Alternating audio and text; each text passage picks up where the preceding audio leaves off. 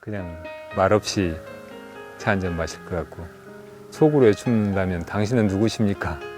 일 것 같아요. 알 수 없는 속이 신비롭고 무한하고 너무나 아름답고 한 이것이 무엇인가 그런 느낌이 들거든요. 우리 참으로 많은 사람들에게 스님께서는 영혼을 일깨워 주시고 마음의 양식을 주시고 모범을 보이셨는데, 그냥 글이 아름다워서가 아니고 그 글과 스님의 삶의 모습이 과히 차이가 나지 않았다. 그래서 스님은 법문과 글 내용과 삶이 크게 다르지 않으셨던 분이시기 때문에 존경을 받는 것이다, 그렇게 생각합니다. 빌어먹고도 만족할 줄 아는 사람이 있을까? 가지려는 마음, 그 마음 없애기란 쉽지 않다. 마음 비우기는 그래서 어렵다. 진정한 소행자, 언제나 비구임을 잊지 않았던 법정 스님. 종교를 초월한 사랑과 존경을 받았던 이 시대의 큰 스승. 아름다운 삶의 본보기가 되어주신 그의 자취를 따라가 본다. 근데 우리 스님께서 복장이 딱 정해져 이렇게 행전을 차요. 지금은 스님들이 행전 차시는 분들, 어른 스님들이 거의 안 계시잖아요. 근데 우리 스님은 그냥 항상 행전을 착용하시고, 그 스님의 그런 모습이었습니다. 단정한 모습, 앞으로 보나 뒤로 보나 수행자의 모습. 그것이 스님의 모습이지 않나 싶어요. 출가하려는 그 결심을 하고 순천 송광사 불이람에서 처음 만나 뵀습니다. 처음 만나 뵀을 때는 굉장히 어떤 눈이 맑으시고 또한 쳐다볼 수 없을 정도의 그러한 어떤 예리함이 있으셨습니다. 근세의 큰 스승이신 효봉 스님께 출가를 허락받은 날, 삭발하고 먹물옷을 입고 나니 홀홀 날듯 어찌나 기분이 좋던지 그 길로 종로통을 한 바퀴 돌고 오셨다고 한다. 진리를 구하고 진정한 자유를 찾고자 하는 법정 스님의 간절한 마음은 스스로에게 엄격한 소행으로 차곡차곡 채워졌다. 스님께서는 또 우리 노스님, 효자, 봉자, 노스님을 시봉하면서 그런 교훈을 받으셨다고 얘기 들었습니다. 그 일하러 상계사에서 우리 노스님을 모시고 시봉할 때인데, 그 당시는 이제 탁발을 해서 마을에 가서 탁발해서 돌아와서 공양을 지어야 되는데 공양 시간을 놓쳐버리셨대요. 그랬더니 스님께서, 우리 노스님께서 그런 얘기, 이제 오늘 사시 공양은 안 먹는 걸로 하자. 그래서 이제 노스님 공양을 굶게 하신 거죠. 그러니까 그렇게 함으로써 당신이 철저한 시간 개념, 저한테 굉장히 강요하셨고, 지키면은 불호령이 떨어지셨어요. 자기 질서를 지켜라. 출가 수행자는 누가 감시하는 게 아니라 너가 너 자신을 감시하는 것이니까 너와의 약속, 그것은 철저히 지켜라. 남을 속일 수 있어도 너 자신을 속일 수 없는 것이고, 수행자는 누구의 약속이 아니라 너 자신의 약속이기 때문에 그 너와의 약속을 지켜라. 그리고 자기 질서를 지켜라. 그런 얘기를 많이 말씀하셨습니다. 스님께서는 사실 모시고 살 때 조금도 시자나 함께 사는 사람이 불편하지 않게 그렇게 배려하시는 마음이 너무 많으셨어요. 당신 속옷이라든지 걸레라든지 이런 거를 이걸 빨아라고 하신 적도 한 번도 없고, 방 청소 같은 것도 와서 하라고 하신 적이 없으셨어요. 그런 거 다 손수 당신이 하시고, 그리고 제자라고 해도 지금 뭐 경을 본다든지 참선한다든지 중요한 뭔가를 하고 있으면 절대 불러서 이거 해라 저거 해라 이렇게 방해하시는 법이 없으셨죠. 그러니까 스님 모시는 거는 거의 힘든 것이 아무것도 없었어요. 그리고 아주 그 소중하고 감사한 그런 기억뿐이죠. 큰 스님께서는 모든 생활을, 일상생활을 혼자서 해결하십니다. 부엌에 불을 떼시더라도 항상 이 당신께서, 큰 스님께서 직접 그렇게 하셨습니다. 불을, 이 막내인 저를 시켜도 되고 또 다른 사형 스님들을 시켜도 되는데 직접 그렇게 장작개비를 불을 붙여서 불을 떼시는 모습을 보고 정말 스스로 세상을 살아가면서 이 공부를 하는 것이 오늘 스님들로서의 어떤 그 해야 할 일이라는 것을 그 당시에 저는 굉장히 감화를 입었던 적이 있습니다. 법정 스님은 평소 수행자란 시퍼런 칼날 위에 서 있는 것과 같다고 말씀하시며 한치의 어긋남도 없이 생활하셨다. 1960년대에는 운어 스님의 부름을 받아 불교 사전을 펴내고 경전을 한글로 번역하는 일로 바쁘게 보냈다. 법정 스님의 첫 수필집 영혼의 모음. 책이 잘 팔리지 않아 책 제목을 무소유로 바꿔 발간했다. 잔잔한 공감과 감동을 준 스님의 글은 커다란 단향을 일으켰다. 깊은 사색의 샘에서 길어올린 영롱한 울림이 사람들의 가슴을 적셨다. 자원 큰 스님께서 사경을 많이 하셨거든요. 그리고 번역도 많이 하셔서 번역을 하시면은 법정 스님께서 부탁해가지고 율문을 했습니다.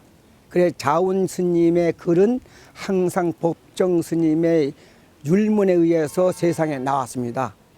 그만큼 자원 큰 스님하고 법정 큰 스님은 둘이 아닐 정도로 그렇게 가까운 사이면서 스승상자감이면서도 도반으로 일평생을 사셨다고는 생각하거든요.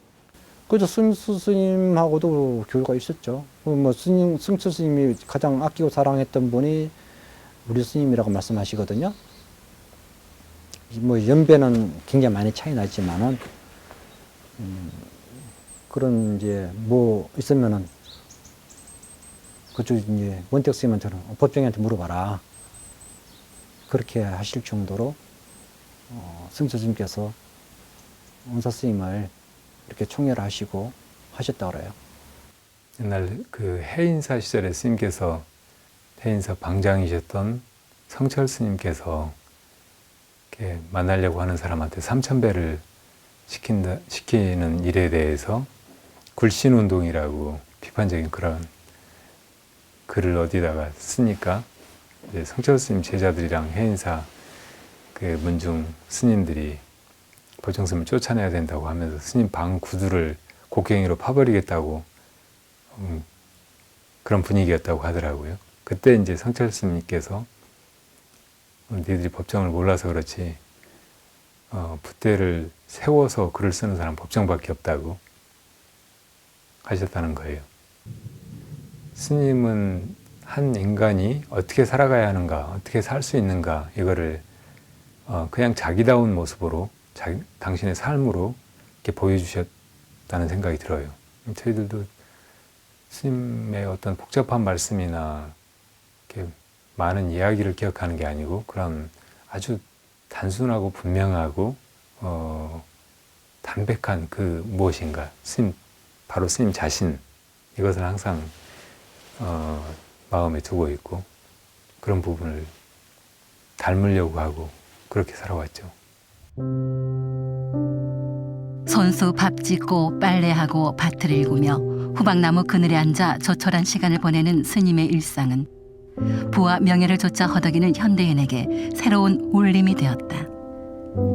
맑고 아름다운 영혼의 소리에 귀 기울이게 했고 자그마한 텃밭과 도평 남짓한 한 칸의 방에서 오직 자신의 내면을 탐구했던 스님의 삶은 끝없는 수행과 구도의 길이었다.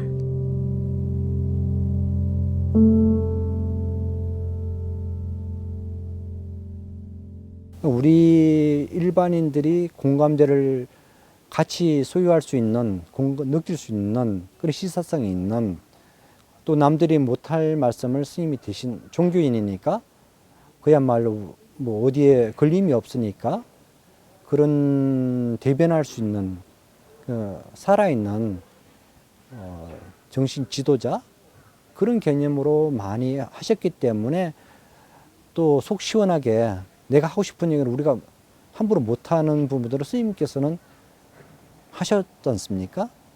그런 것들이 일반인한테는 많은 공감대를 형성하지 않았는가. 그것이 공감대 형성할 수 없는 말씀을 했다면은 그런 존경심이나 공경심이 없었을 텐데 스님께서는 그걸 과감히 하셨거든요. 그런 것들이 뭐 어떤 종교 지도자가 불교가 제일이다라든지 스님께서 불교 종교를 초월하셨으니까 그런 부분 말씀이 메아리가 있지 않았나 그래서 그런 생각합니다. 아마 수행자시기 때문에 엄격하고 또 모든 사람을 그렇게 정말 다정다감하게 다 친절하게 대해주긴 진짜 어려울 거예요. 왜냐하면 스님은 인기가 많으신 대중의 스타 비슷한 면이 있었어요, 사실은. 그런데 그걸 다 그렇게 대해준다면 스님의 수행에도 지장이 있고 힘드셨을 거예요. 워낙 정말 좋아하는 사람들이 많아서. 그런데 스님을 가까이 대해보면은 정말 따뜻하시고 유머 감각도 많으시고 말씀도 참 그래서 한마디 한마디 가끔 하시는 말씀도 재미있으세요. 그래서 인간적인 어떤 매력도 많은 사람들이 글과 함께 느꼈지 않았을까. 사실 법정 스님이 살아온 세월 또 법정 스님이 하신 일 이런 것을 우리가 함께 정말 깊이 생각해 본다면은 그 반열에 계신 분이 법정 스님이십니다. 나는 기도를 하고 날 때 항상 법정 스님에 대한 기도를 하는데 법정 스님은 부처님 되셨습니다. 이러면서 절을 합니다. 가장 큰 무게가 뭐냐?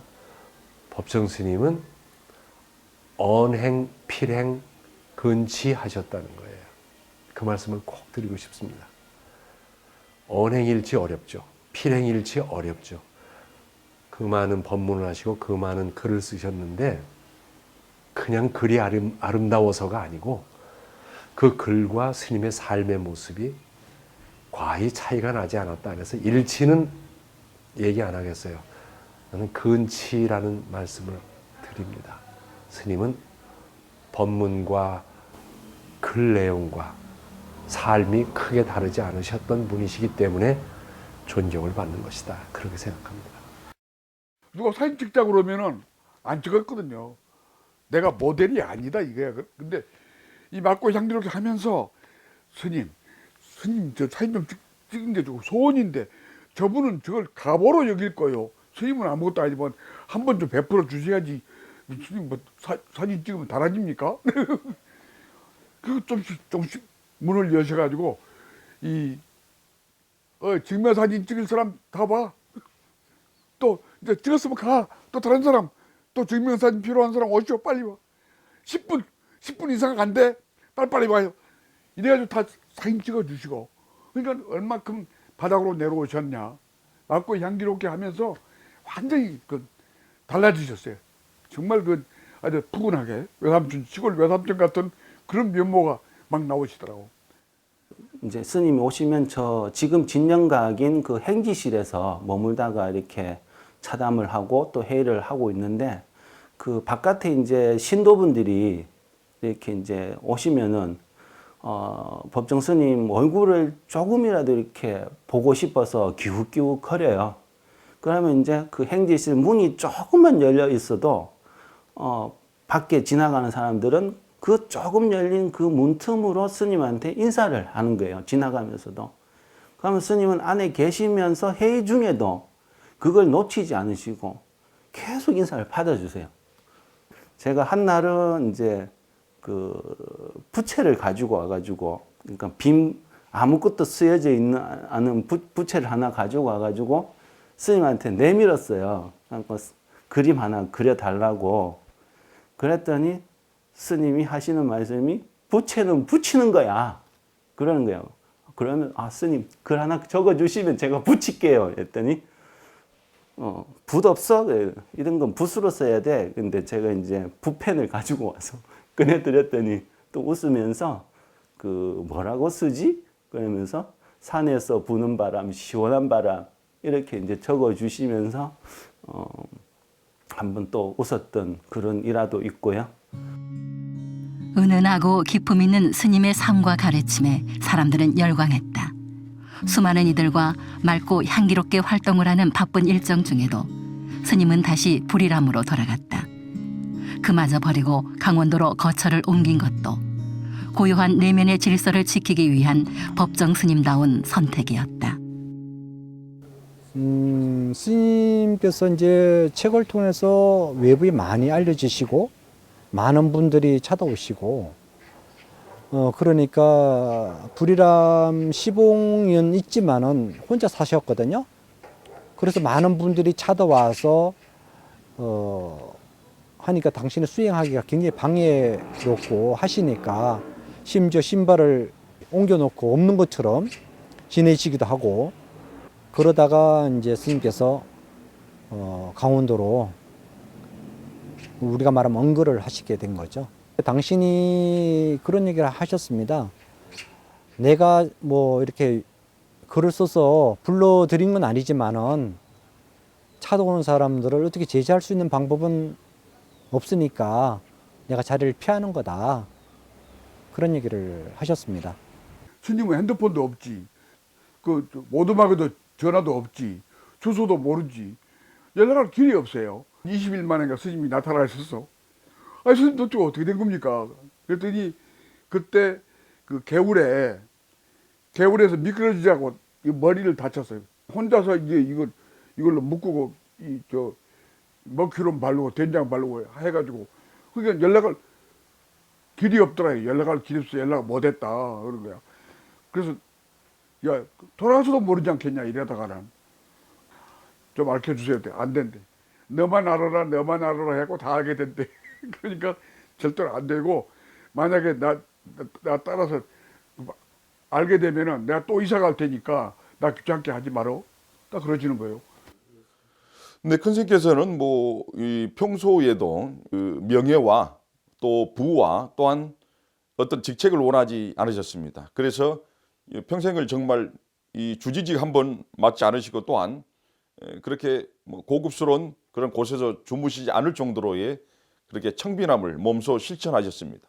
법정 스님과의 인연도 그렇게 사람들 속에 사라질 수 없는 어떤 것으로 자리 잡아서 사람들의 길을 밝혀주는 것 같고요. 근데 스님께서 항상 자유롭게 그 누구도 따라가지 않고 당신다운 생애를 살아 보였듯이 우리 역시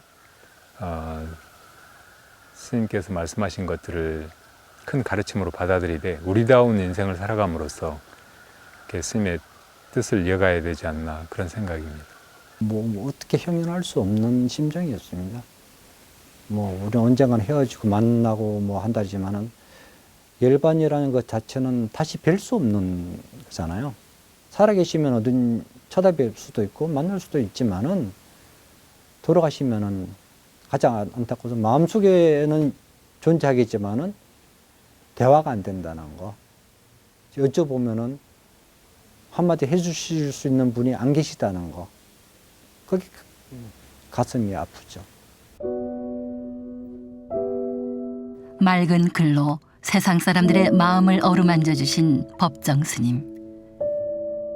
엄혹한 유신 시절에는 양심적인 지식인들과 교류하며 인권 유린에 항의하고 수많은 글들을 통해 시대의 아픔과 함께했다. 은사인 효봉 스님의 정진력을 이어 한순간도 거리낄 것 없이 정정진하셨고 나는 누구인가? 어떻게 살아갈 것인가? 그 근원적 물음 앞에서 묻고 또 물으며 답을 찾고 답을 보여주셨다. 단출한 살림살이에서 엿보이듯이 스님은 텅 빈 속에서 자연과 우주를 품에 안고 사셨다.